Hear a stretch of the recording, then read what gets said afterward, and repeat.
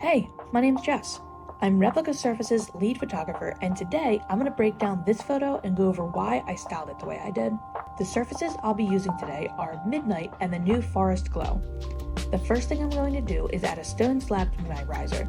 I'm choosing this for two reasons. First, it's going to help me achieve a more earthy look for my scene, and second, there's already a lot of blue in this shot, so the stone slab is going to help complement the sun rays in the surface. Next, I'll add my product. I want this scene to feel more enchanted. Let's add some blue florals to make it more magical. Last, I'll be adding a couple blue tip matches. And this is our final shot. One of my favorite things about this styling is I'm only leaning into two colors. This helps create a simple but dynamic visual effect. You can really appreciate all the different tones of just two colors. Comment any questions you have below and tag me on Instagram so I can come hype up your photos.